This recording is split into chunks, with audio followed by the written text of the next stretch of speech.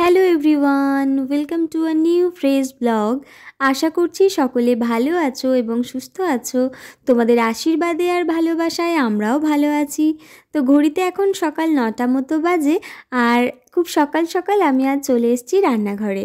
জানি সকাল 9টাকে অনেকেরই হয়তো খুব সকাল বলে নাও মনে হতে পারে, কিন্তু আমরা যেহেতু ঘুম থেকে উঠতে উঠতে 8:30 মতো বেজে যায়, তাই আমার কাছে 9টা মানে খুব সকালই।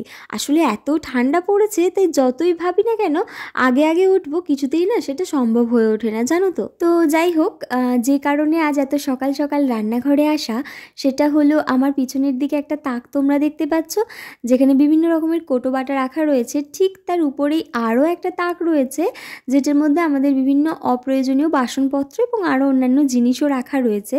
তো আজকে ওইখানের যে বাসনপত্রগুলো তো নামানো হবেই, সাথে ওই জায়গাটাও পরিষ্কার করা হবে। তো ওই বাসনপত্রগুলো নিয়ে কি করা হবে সেটা আমি পরে বলছি।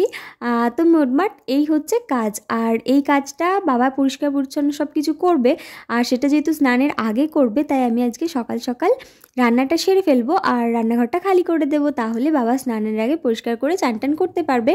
তাহলে চলো ঝটপট করে আজ রান্নাটা সেরে ফেলি।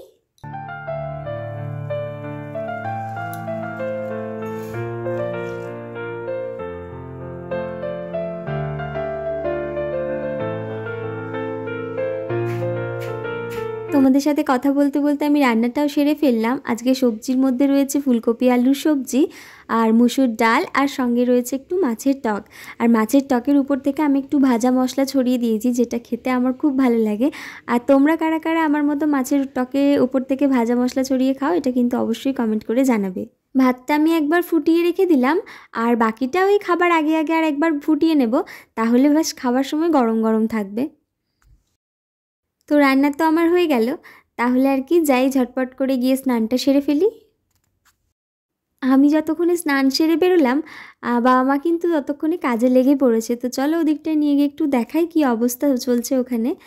এই যে বাবা একটা ড্রামের উপর উঠে পড়েছে। আসলে আমাদের রান্নাঘরটা তো অনেকটাই ছোট, আর এর মধ্যে মইও লাগানো যাবে না, তাই উপরে থাকা একটা ড্রাম যেটা নিয়ে এসে বাবা এখন এটার উপর উঠে পড়েছে।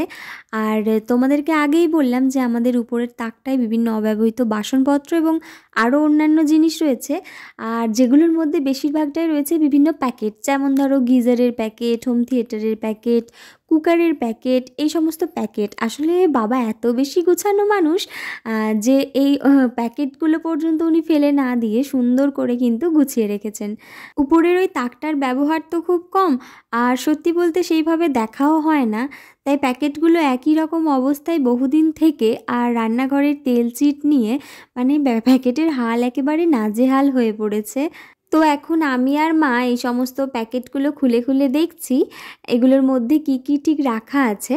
আর এগুলোর মধ্যে থেকে বেশিরভাগটাই কিন্তু অপ্রয়োজনীয় সব প্যাকেট, যেগুলো বাবা কিন্তু খুব সুন্দর করে যত্ন করে গুছিয়ে তুলে রেখেছিলেন। এটা গিজারের বাক্সটা ভরে রেখেছে বাবা। দেখো কি, এই দেখো তুমি ফালতু জিনিস কত কি ভরে রেখেছে। এই এটা গিজারের ইয়েটা, ডাব্বাটা, এর ভিতরে তোমার কি সব এগুলো দেখো, মগ ফক। এতদিন তো বাবা প্যাকেটগুলো যত্ন করে তুলে রেখেছিলেন, কিন্তু আর না, এবার এই প্যাকেটগুলোর ফেলার সময় এসে গেছে। আর অতিরিক্ত যে সমস্ত বাসনপত্রগুলো রয়েছে, সেগুলোর মধ্যে থেকে বেশ কিছু বাসনপত্র মা আমাকে এখন দিয়ে দিচ্ছে। হঠাৎ আজ কেন অপ্রয়োজনীয় বাসনপত্রগুলো নামানো হলো, কেনই বা মা আমাকে সেগুলো দিয়ে দিচ্ছেন, এই সব কিছুই তোমাদের সাথে শেয়ার করব। আর ঠিক এই কারণেই আজকের এই ভিডিওটা। আজকের দিনটা না এলে এই বাসনপত্রগুলো অপ্রয়োজনীয় হিসাবেই উপরের তাকে তোলা থাকতো, আর প্যাকেটগুলোও তেল চিটচিটে অবস্থায় এক কোণে পড়ে থাকতো।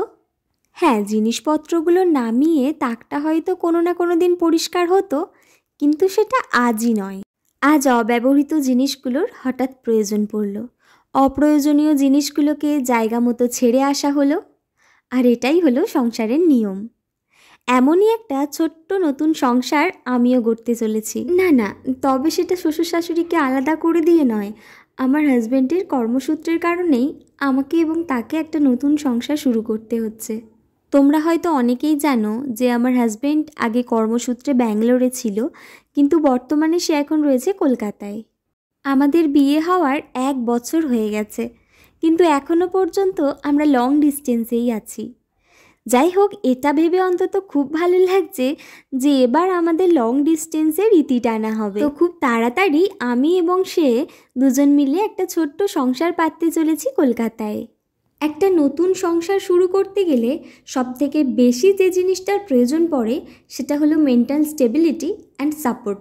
নতুন সংসার মানেই ছোটোখাটো বেশ কিছু রেসপন্সিবিলিটি, কর্তব্য এবং আরও অনেক কিছু। আর এই সব মিলিয়ে আমি একটুখানি নার্ভাস আর অনেক বেশি এক্সাইটেড, ঠিক অনেকটা ওই মেয়েদের প্রথম শ্বশুরবাড়ি যাওয়ার মতো। আর ঠিক এই মুহূর্তটাই আমি 1 বছর আগে কাটিয়ে এসেছি ঠিকই, কিন্তু তখন থেকে শুরু করে এখনও পর্যন্ত আমার একটা বারের জন্য না এই রকম কোনো অনুভূতি হয়নি যেটা বর্তমানে আমার মধ্যে হচ্ছে। অ্যাকচুয়ালি আমি না ভীষণ নার্ভাস হয়ে যাচ্ছি, জানো তো। আমি জানি না কেন এটা হচ্ছে, বারবার শুধু মনে হচ্ছে আমি পারবো তো, কিন্তু আমি জানি আমি পারবো।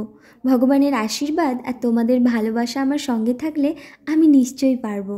আসলে নতুন জায়গা, নতুন পরিবেশ, নতুন রাস্তাঘাট আর সম্পূর্ণ নতুন একটা সংসার, এই সব মিলিয়ে একটু এত নার্ভাস লাগছে ঠিকই, কিন্তু আমি জানি এই সব কিছুকে ওভারকাম করে আমিও একটা সুন্দর ছোট্ট সংসার ঠিক সাজিয়ে উঠতে পারবো।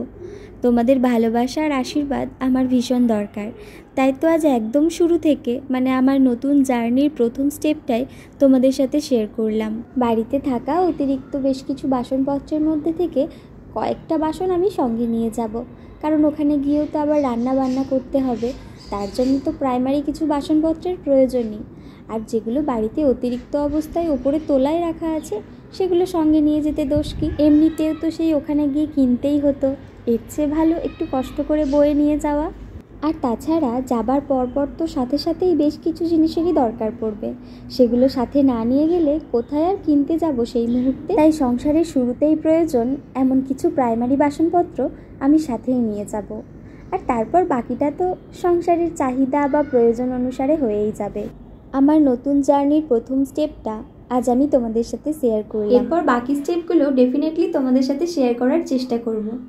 তোমরা আমার ভিডিওটা লাইক, কমেন্ট, শেয়ার করে আমার সঙ্গে থেকে যেও। যারা আমার চ্যানেলটা এখনও সাবস্ক্রাইব করোনি তারা প্লিজ তাড়াতাড়ি সাবস্ক্রাইব করে নাও, না হলে আমার নতুন সংসারের সদস্য হবে কি করে। পাশে থাকা বেল আইকনটাও প্রেস করে রেখো, তাহলে আমার যাবতীয় ভিডিওর নোটিফিকেশন সবার আগে তোমার কাছে পৌঁছে যাবে।